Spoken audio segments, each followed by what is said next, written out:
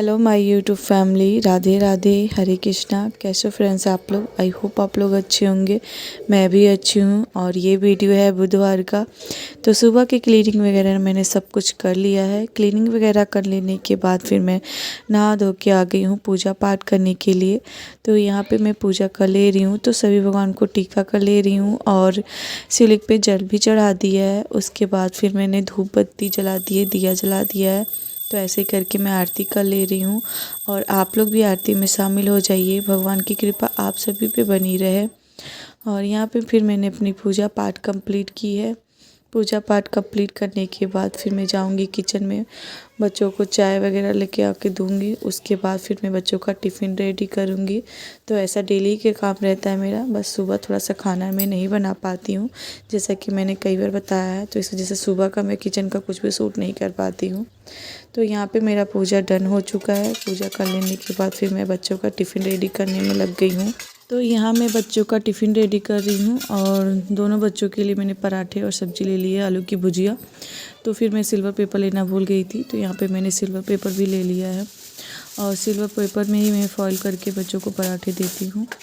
तो इसे ना पसीजते नहीं है गर्मी में, अगर गरम गरम खाना रहता है तो फिर सही भी रहता है।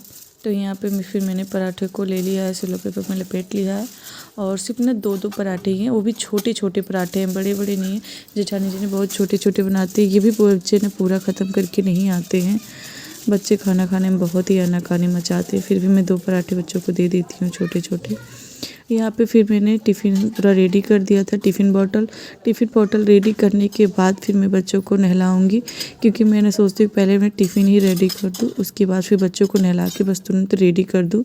तो यहाँ पे देख सकते हैं बॉटल भी मैंने भर दिया है और टिफ़िन भी रेडी हो गई। तो मैं अब टिफ़िन ले जाके बैग में भर दूँगी। उसके बाद फिर बच्चों को रेडी करूँगी स्कूल के लिए। तो यहाँ देखिए मैंने बच्चों को स्कूल के लिए रेडी कर दिया है और बच्चों की वैन भी आ गई है। तो मैं बच्चों का बैग ले रही हूँ। इन लोग का बैग बहुत भारी रहता है। तो ये दोनों अपनी बोतल लेके गाड़ी के पास जा रहे हैं, पीछे पीछे से मैं भी बैग लेके इनका जा रही हूँ। फिर बच्चों को मैंने वैन तक छोड़ दिया था। उसके बाद फिर मैं लग गई थी कपड़ा धोने के लिए। तो आज मैं ना कपड़ा हाथ से ही धुल रही हूँ और बाहर आंगन में ही धुल रही हूँ। और आंगन का व्यू इतना सही से आ नहीं रहा है, लेकिन गांव का व्यू ना सच में बहुत ही प्यारा होता है। देख रहे हैं सूरज की सीधे किरण ना मेरे सर पे ही आ रही है, जिसकी वजह से ना कैमरे में धुंधला धुंधला सा रहा है, सही से दिख नहीं रहा है। और पीछे भैंस बंधी हुई हैं। गांव का माहौल तो सुबह सुबह ऐसा ही रहता है और बहुत ही प्यारा मौसम हो रखा है। मतलब ज़्यादा धूप नहीं है, हल्की हल्की धूप है और छाँव है और चारों तरफ सभी लोग अपने अपने काम में लगे हुए हैं। देख के ना बहुत ही अच्छा लगता है। तो कम कपड़े भी थे और गर्मियाँ भी आ गई हैं। तो अब मैं ना कपड़े ज़्यादातर हाथ से ही धुलूँगी, बहुत ही कम मशीन में चलाऊँगी। तो यहाँ पे मैं ना हाथ से सारे कपड़े धुल रही हूँ। और बच्चे ना कपड़े ना इतने गंदे कर लेते हैं ना कि बिना ब्रश मारे ना साफ़ ही नहीं होता। तो यहाँ पे फिर मैं ब्रश भी लगा दे रही हूँ। और बच्चों के ना स्कूल की यूनिफॉर्म भी है। आज बुधवार था तो वाइट वाला पहन के गए हैं, तो ये ग्रीन वाला येलो वाला मैं धुल दे रही हूँ और इसको मैं प्रेस करके भी रख दूँगी। तो अब ना गर्मियाँ आ गई हैं तो मैं बच्चों के ड्रेस ना एक ही दिन में धुल दूँगी, क्योंकि पसीने से ना गर्मियों में ना बच्चों के ड्रेस से ना स्मेल सी आने लगती है और पंखा भी चलता रहता है तो सही से प्रॉपर हवा नहीं मिल पाता है, जिसकी वजह से ना फिर बच्चे पूरा भीग से जाते हैं। तो इन लोग का ड्रेस ना डेली धुलो ना बच्चों का, तो ही सही रहता है। और यहाँ पे फिर मैंने बच्चों के कपड़े अपने कपड़े धुल लिए थे। और फ्रेंड्स मैं आप लोग के साथ कुछ शेयर करना चाहती हूँ, बहुत दिन से सोच रही हूँ कि शेयर करूँ। और आप लोग मेरी यूट्यूब फैमिली हो तो आप लोग से हर ही चीज़ मैं शेयर करती हूँ, चाहे दुख हो चाहे सुख हो, हर चीज़ शेयर करती हूँ। तो ये चीज़ भी मैं शेयर कर दूँ कि मैं कहीं जाने वाली हूँ और कहाँ जाने वाली हूँ अभी तो मैं नहीं बताऊँगी। आगे की वीडियो में जैसा भी होगा, जैसा डिसीजन लिया जाएगा उसी हिसाब से मैं आप लोग को बताऊँगी। लेकिन अब मैं आप लोग को थोड़ा सा हिंट दे रही हूँ कि मैं कहीं जाने वाली हूँ और कितने दिन के लिए जाऊँगी, क्या करूँगी, कैसे करूँगी, वो मैं आपको आगे के वीडियो में आपको धीरे धीरे पता चलता जाएगा। और यहाँ पे मैंने ना फिर सारे कपड़े धुल लिए थे। तो बच्चों के स्लीपर थे, दोनों ही बच्चों के। तो यहाँ पे स्लीपर भी धुल के मैं उसको सूखने के लिए यहाँ पे बाहर ही आंगन में रख दी हूँ। वैसे सूखने में ज़्यादा समय नहीं लगेगा। और यहाँ पे मैंने जो हाथ से कपड़े धुले थे वो भी सारे धुल लिए हैं। तो मैं इसको ले जाके छत पे फिर मैंने फैला दिया था। तो यहाँ पे देख सकते हैं छत पे मैंने सारे ही कपड़े को फैला दिया है, चिमटी भी लगा दी है। और धूप अच्छी खासी हो चुकी है अभी। तो कपड़े मैंने डाल के फिर नीचे आ गई थी। और जैसा कि फिर पूरा खाना सुबह बन ही जाता है, सिर्फ रोटी रह जाती है। तो यहाँ पे ना आज पराठा बन रहा है और सब्जी में कद्दू की सब्ज़ी बनी हुई है, 1-2 आलू डाला है बस। कद्दू की सब्ज़ी और पराठे, चावल, दाल, यही सारी चीज़ें बनी है। तो पराठे अभी हम लोग बना रहे हैं। सुबह थोड़े से पराठे बने थे और अभी बाकी के पराठे अभी बन रहे हैं, क्योंकि सारे लोगों के लिए पराठे बन रहे हैं। तो यहाँ पे फिर हम लोग पराठे बना लेंगे। यहाँ पे जेठानी भी जी हैं, मेरे साथ हेल्प कर रही हैं। तो हम दोनों लोग ही मिलके काम करते हैं। कभी ऐसा होता है कि फिर जेठानी जी दूसरे काम में लग जाती है, तो फिर मैं इधर का काम करने लगती हूँ, मैं उधर का काम करती हूँ, तो जेठानी इधर काम करने लगती हैं। बस ऐसे ही हम दोनों लोग मिल के ही काम करते हैं। तो यहाँ पे देखिए पराठे भी हमारे गर्मा गर्म अच्छे से बन जा रहे हैं। और खाना बन जाने के बाद फिर हम दोनों लोग मिल के खाना भी खाने लगे थे। तो फिर ना काफ़ी लेट हो गया हम लोग को पराठे बनाते बनाते, समय बहुत ज़्यादा हो गया, तो भूख भी लग गई थी। तो फिर मैंने अपना खाना सर्व कर लिया था। यहाँ पे देख सकते हैं मैंने कद्दू की सब्ज़ी, पराठे, दही लिया है। आज मेरा दही खाने का मन था, तो मैंने सोचा मैं दही से चावल खा लूँगी और पराठे से सब्ज़ी। तो खाना खाने के बाद ना फिर मैं तुरंत ही लग गई थी बर्तन धुलने में, क्योंकि उसके बाद ना फिर मुझे ब्लॉग की एडिटिंग वगैरह करनी है और भी बहुत सारे काम हैं। तो फिर ना ब्लॉग की एडिटिंग अगर दिन में करो ना तो 2 से ढाई घंटे आराम से लग जाते हैं, क्योंकि ब्लॉग की एडिटिंग में बहुत ज़्यादा समय लगता है। जो लोग ब्लॉग बनाते हैं वो लोग तो जानते ही होंगे, समझते ही होंगे।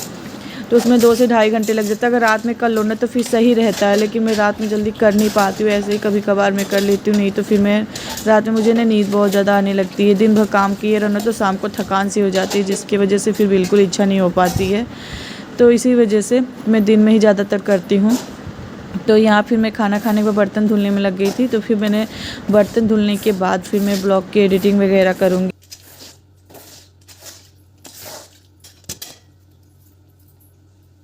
तो यहाँ पे देखिए किचन साफ़ हो चुका है, बर्तन भी साफ़ हो चुका है। तो जहाँ पे मैंने बर्तन धुला था वो जगह भी मैंने साफ़ कर दिया, सब कुछ साफ़ कर दिया। साफ़ सुथरा हो जाने तो मन को बहुत ही सुकून मिल जाता है।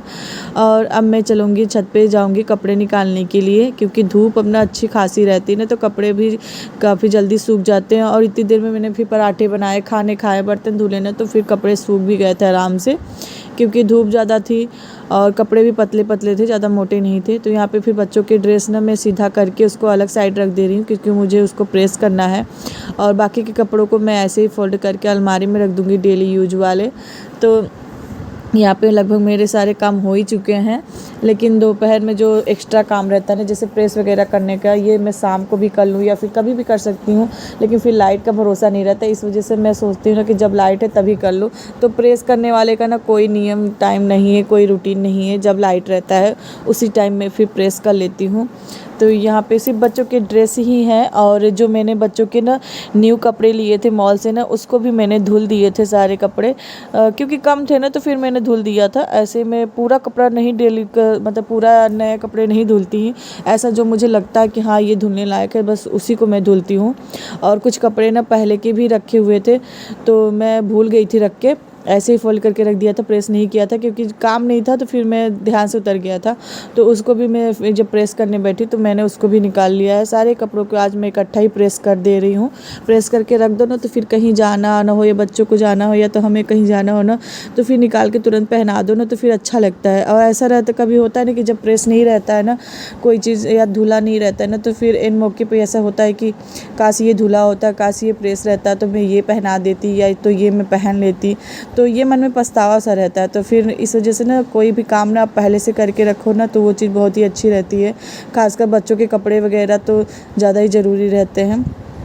तो यहाँ पे फिर मैंने ना बच्चों के कपड़े भी प्रेस कर दे रही हूँ, क्योंकि बच्चों के ना बड़े नखरे होते हैं, ये नहीं पहनना, वो नहीं पहनना, बहुत ही नखरा करते हैं। कभी कभी तो ऐसा होता है कि एक जो कपड़े अपनी पसंद से निकालो, पहना दो, फिर कहेंगे ये नहीं पसंद है, उसको निकालना पड़ता है। तो इस वजह से बच्चों के सारे कपड़े मैं टाइम पे फोल्ड करके प्रेस करके सब रख देती हूँ, कि पता नहीं कब उनको क्या पहनने का मन हो जाए। और यहाँ पर देखिए सारे कपड़ों को मैंने प्रेस कर दिया है, जो न्यू वाले थे उसको भी, जो पुराने वाले थे उसको भी।